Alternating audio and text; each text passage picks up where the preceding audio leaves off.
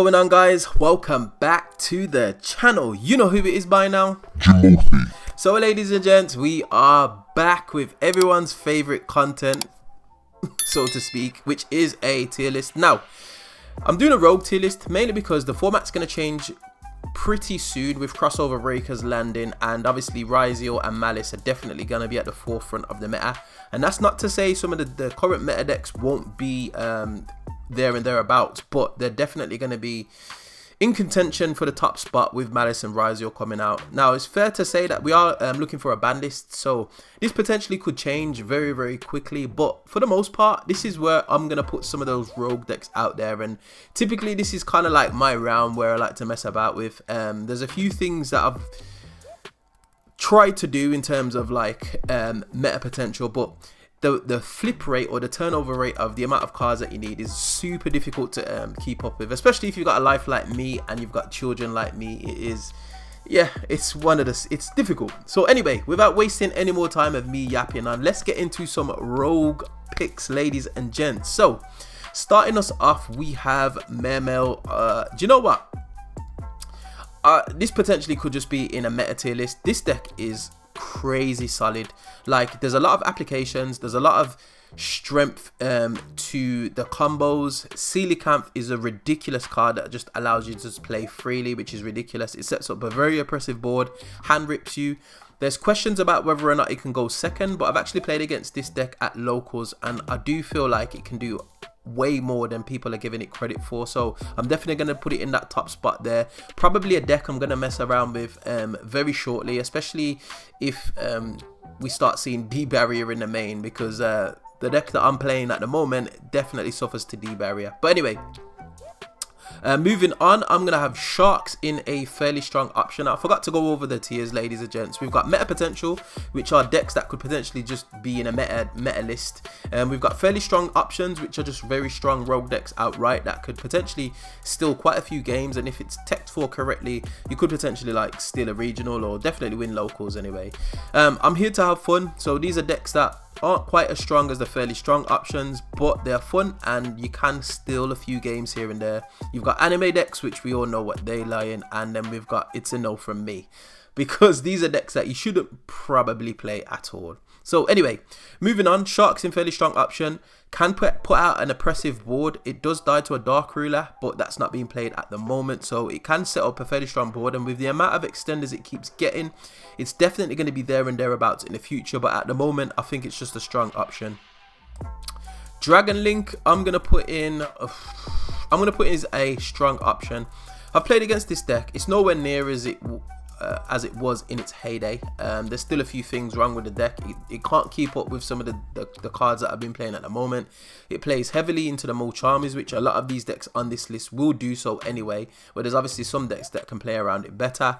But I just feel like Dragon Link is suffering a little bit from the condition of the format, but it's still a strong option. Will still steal games and potentially could even grab you a couple of wins if unprepared for. Math Mech, oh man, oh gosh, it's a no from me.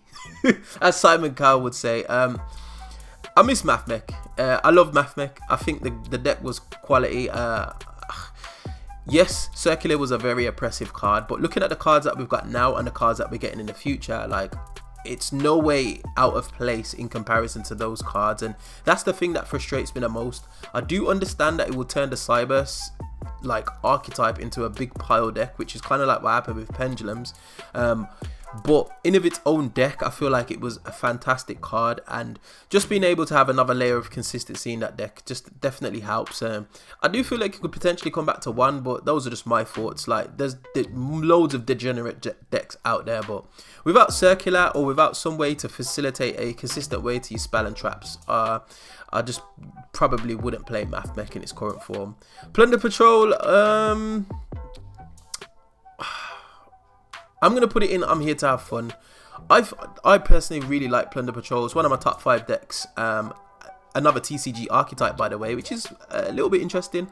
But I like Plunder Patrol because of its unique ability, and against decks of its equal power level, it can do very, very well. It's got a lot of tool, it's got a lot of recursion, it rewards highly technical play because you are discarding a lot and you have to time your interactions perfectly to be able to get the most out of the deck, and which is something I really like. But in today's metagame, with the heavy discard cost and getting rid of cards out of your hand for your effects to potentially be negated, I feel like it's a real struggle to play Plunder Patrol. So I'll definitely put it in I'm here to have fun. Yeah.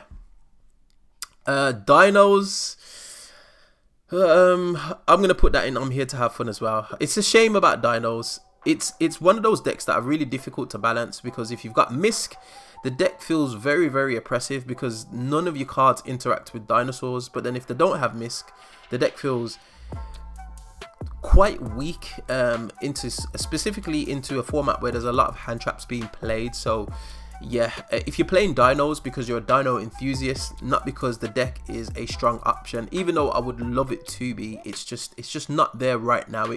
It's got a lot of support, but I just still think it can't keep up with some of the other rogue decks, let alone the meta decks. So yeah, that's just my opinion.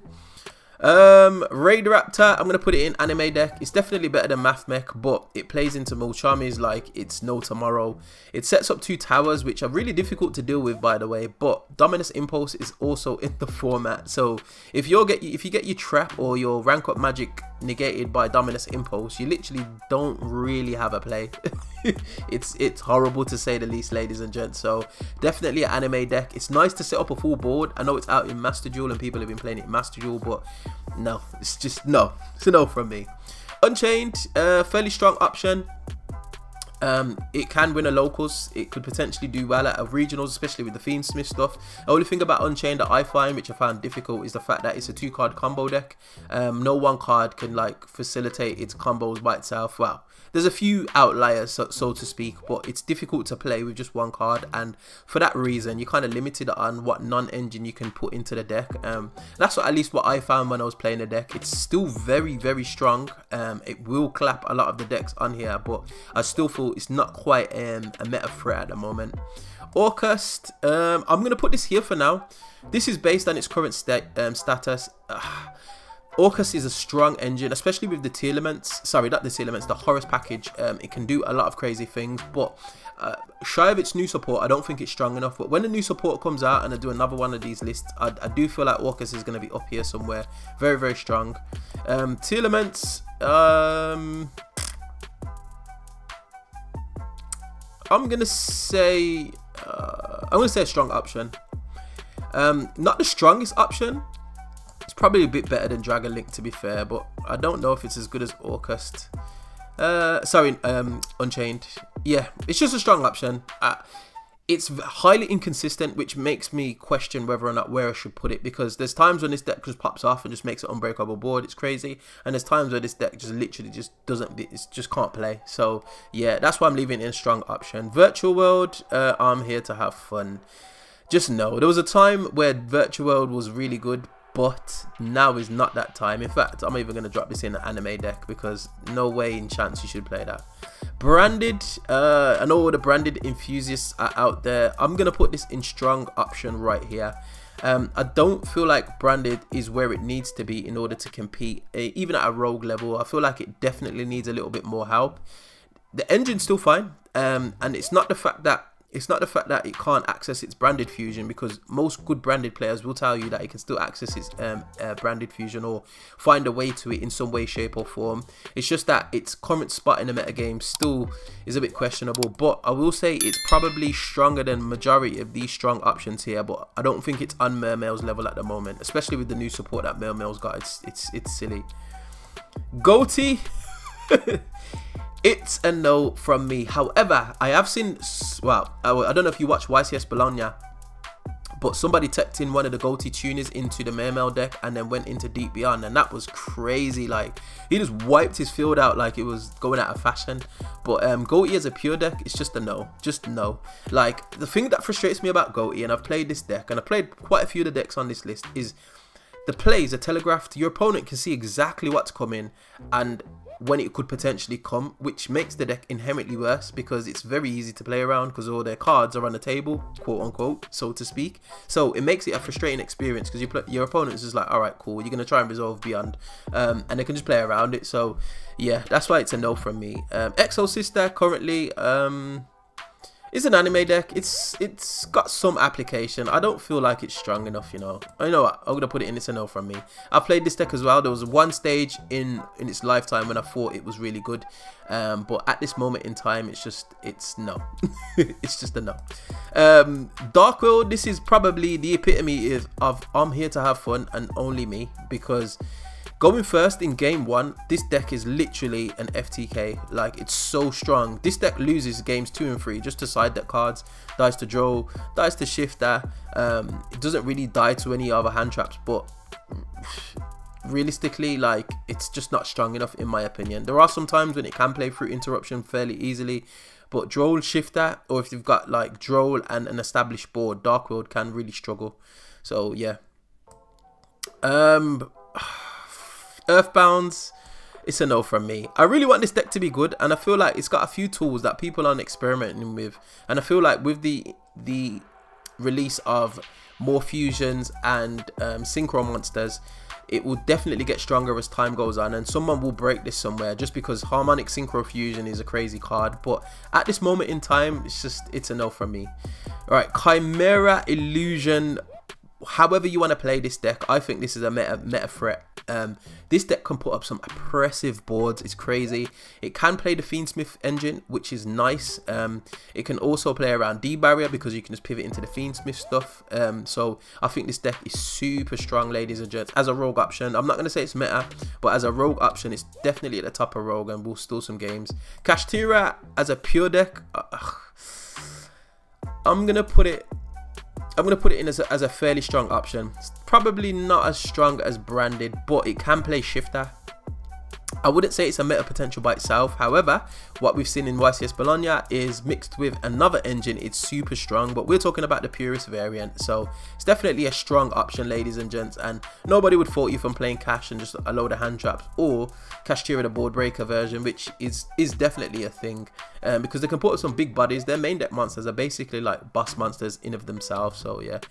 Pearly, whoops, we don't want to do that. Pearly, I'm going to put in strong option.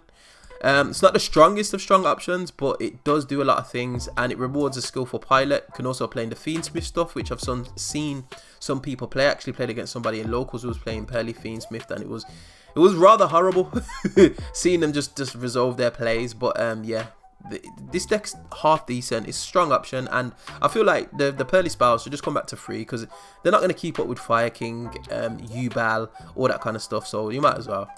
Drytron, oh man, I'm just going to put it in. I'm here to have fun. It can do some degenerate things, but it's with the amount of hand traps that people are playing now, draw being one of them, Bestial still being a thing. I just don't feel like it's as strong as it could have been, or it could be. So yeah, I'm putting it in. I'm here to have fun.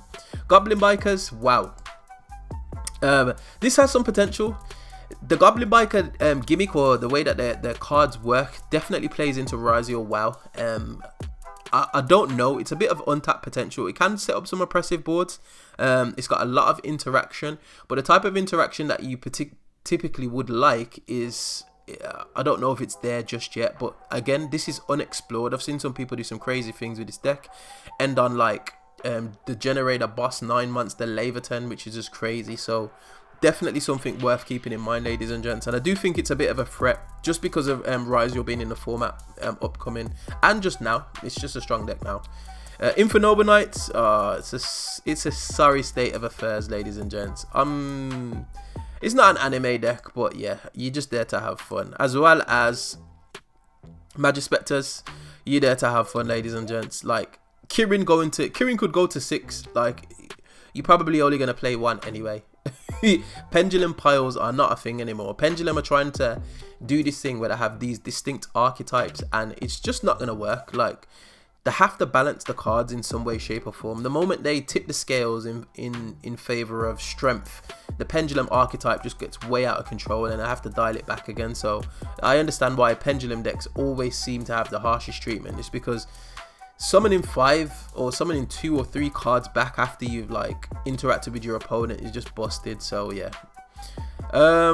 Labyrinth, this is without a shadow of a doubt a meta threat. It's not being played as much at the moment, hence why I think it's a rogue deck, as well as its representation and its success not being as where you'd want it to be. But it's a super strong deck, especially the equation cannon build of the deck with just loads of traps. Like, your opponent will have a hard time interacting with those, especially if you kind of like set yourself up. And for that reason, this deck can play Shifter, because literally it will just set 3 or 4 back row, activate Shifter on your turn, set 3 or 4 back row, your players are nerfed, and then it can just outgrind you from there on in. So very, very strong deck in my opinion. Centurion, this should be in the meta category, to be honest. This is up here.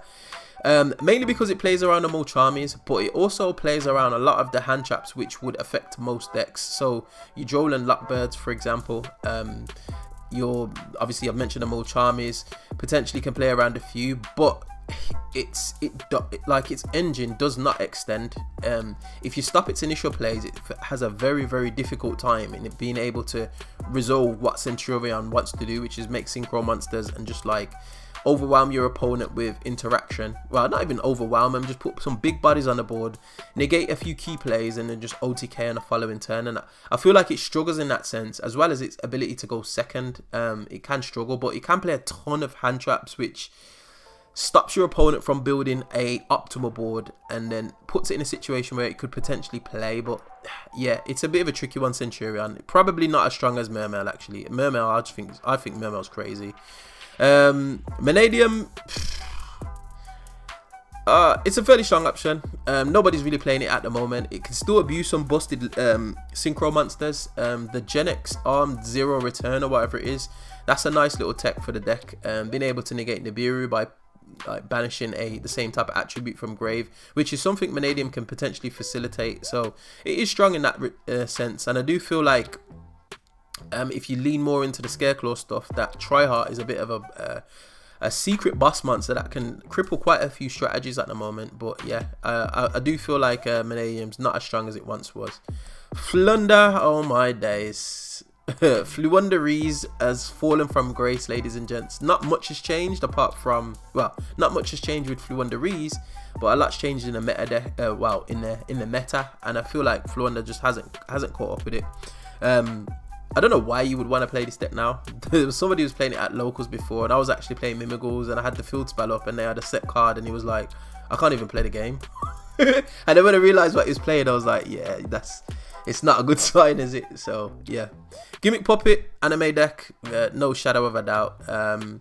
Light Sworn, I'm gonna go with I'm here to have fun. It's probably stronger than some of these decks down here, to be honest.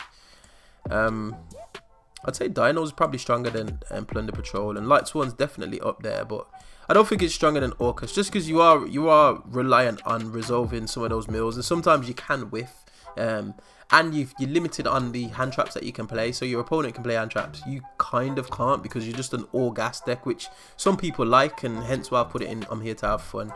Voiceless Voice, I'm going to put in meta potential.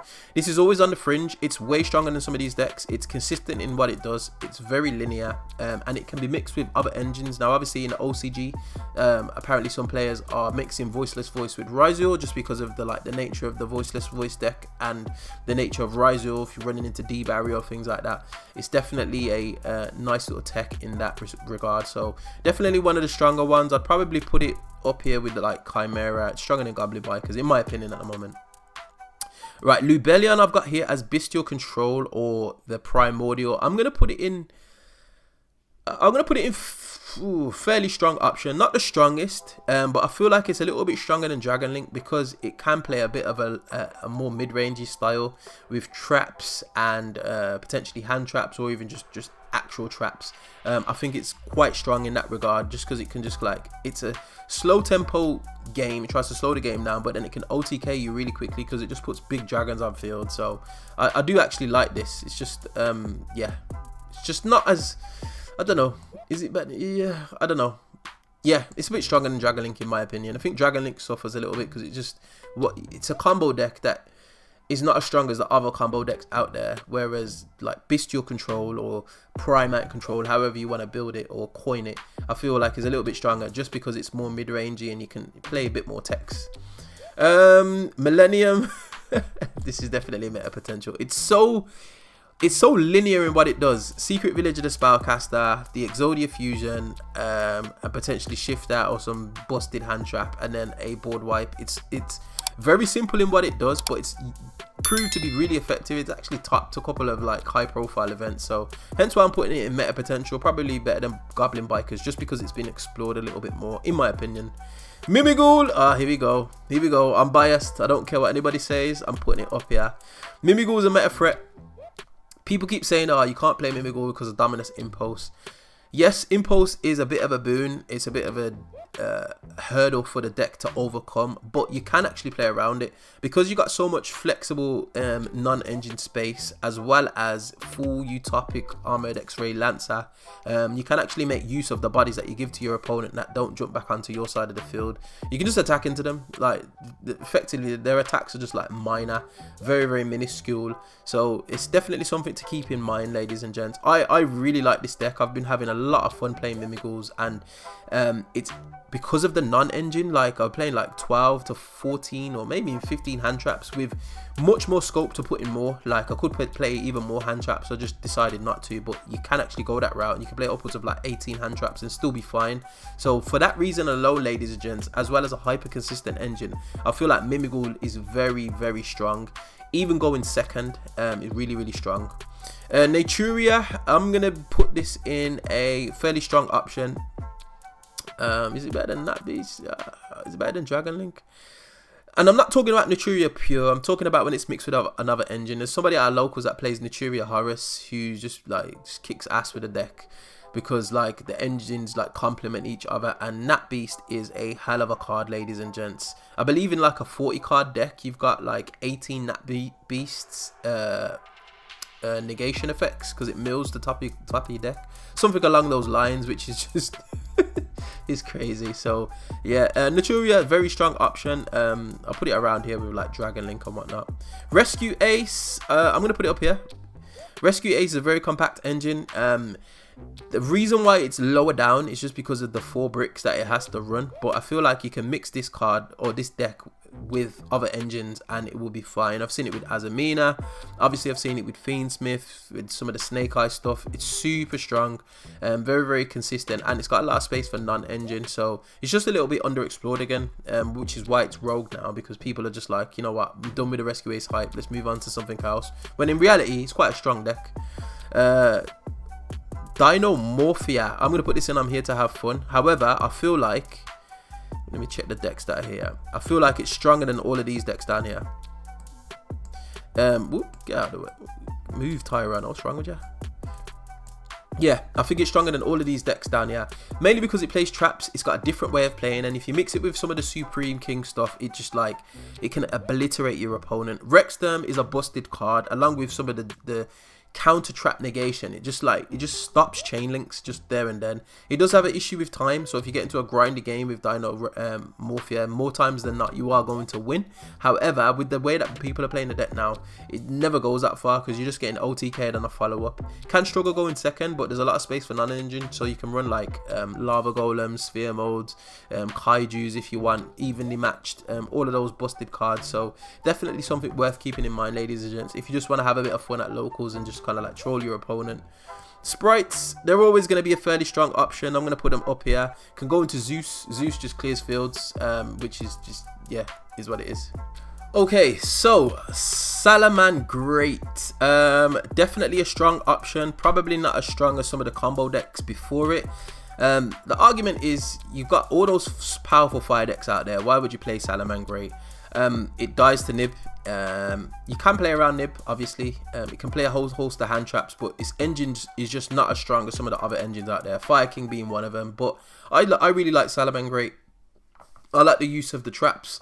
I think it's a unique way to play a Cyberse deck. It's not just all out gas and just end on a bunch of link monsters, basically. So for that reason, I feel like it's a fairly strong option. Probably not stronger than some of the ones that come before it. So yeah. 6 Samurai. I'm putting this as an anime deck. I don't care. Like, this is definitely an anime deck. Like, when you're just doing a whole load of stuff to just put counters on things and then just like get your monster to like a bajillion attack. Yeah, I don't know. The new support is cool. I'm not gonna lie, but I still feel like just the deck doesn't do enough, like, for me, even as a rogue deck. And I really enjoy playing rogue decks, so just like, nah. Shining Sarcophagus, I definitely took this to locals, and I fully well knew that this was an anime deck. It is pretty consistent, it is pretty strong, but there's some inherent flaws with the deck. Sometimes you just can't play Yu-Gi-Oh, and I never ever want that to be the case. So yeah, for that reason, it's definitely got to be an anime deck for me. Generators, definitely you're here to have fun. It's a solid deck. I'd probably put it above Dark Worlds, probably even above Lightsworn. I haven't actually messed about with a pure variant, to be honest, and I feel like it could potentially have some merit, but because it's not as strong as some of the other decks, I don't know. I don't think I'm going to invest the time to try and find out whether that's the case or not. And I feel like that's the thing with generators. I've seen people play it with Runic, and Runic in generator does make a lot of sense because you can do some degenerate things, especially if you play your cards right. But I still feel like it's a little bit like hit and miss for me. Vanquish Soul, I'm going to put this as, you know how I feel about this deck, ladies and gents. It's probably one of my favorite, if not my favorite deck at this current moment in time. It's just not strong enough at the moment. That's just the bottom line. I want it to be stronger. It needs another piece of consistency, either a field spell or a field spell on another monster. I don't feel like it needs any more spells and traps, however they would be welcomed. But I just feel like at the moment, like Vanquish Soul, it needs another layer of consistency, because your whole deck revolves around getting to Raisin. And it's not like Branded in a sense, where Branded's just got a big, powerful, strong engine that can facilitate plays without necessarily seeing Branded fusion, whereas Vanquish Soul cannot play without seeing Raisin. Like, there's just no way else to play. You can't grab any other monsters from your deck, basically. Obviously you can be Zhao Long, but that's very, very inconsistent, and you have to pair him with another card and other cards, so to speak. So that's what I find frustrating at the moment about Vanquish Soul, and which is the reason why I haven't been playing it as recently, because of that. And I feel like some support is down the line, but Konami seems to be just dragging their feet on the support, which I find frustrating, but hey ho, it is what it is. And then finally, Ritual Beast. I am slapping this up here. Ritual Beast is solid. Yes, it plays into the Mole Charmies, but as a combo deck, it does some busted stuff. You can stop its normal summon. It can be a bit of a problem, but it does have a couple of ways to extend, and once it gets the ball rolling, like, it's really difficult to interact with the deck. It plays Shifter as well, which just nullifies half of the decks in the format, which is a bit of a problem. So definitely something to keep in mind, ladies and gents. I believe somebody like Top to Regional, a YouTuber Top to Region with it recently. It didn't do too bad in YCS Bologna as well, so definitely a deck to be considered going forward. And obviously Protoss is just, yeah, it's degenerate. It says you don't want to play Yu-Gi-Oh, or you can't play Yu-Gi-Oh, and I can, so frustrating. And then finally, Trap Tricks. It's a no from me. It's a lot of fun, yes, but it's better than some of these decks down here, I'm not gonna lie, but it's just too slow. Like, and it's countered very easily. Their traps aren't as impactful enough. Unlike Labyrinth, unlike even Dinomorphia, for example, their traps are way stronger, especially as their counter traps, and they facilitate getting Rexterm out, which is a big intimidating boss monster. Some of the Trap Tricks traps just don't do enough for me, to be honest, and it's difficult for them to play through a field going second, whereas some other decks or some other trap decks can do well going second, especially like Labyrinth can like play on turn 0. So I know you shouldn't really be comparing them because they're two definitely different decks, but at this moment in time they're both rogue, and I just don't feel like Trap Tricks is it. But anyway, ladies and gents, that is it for my tier list. If there's any decks that I've missed, hit me in that comment section below. I tried to think of as many as I could, and I've tried to like place them based on what I've been seeing and what I've experienced, and I feel like this is pretty comprehensive in terms of rogue. Now there might be a few missing, flame me in the comments, I don't mind, we're here for that anyway. And if you do like this content, as we've come to the end of another video, you know what to do by now. Hit that like button, share, subscribe, all of that beautiful good stuff, and I will definitely see you guys on the next video. Hope you enjoyed. Peace.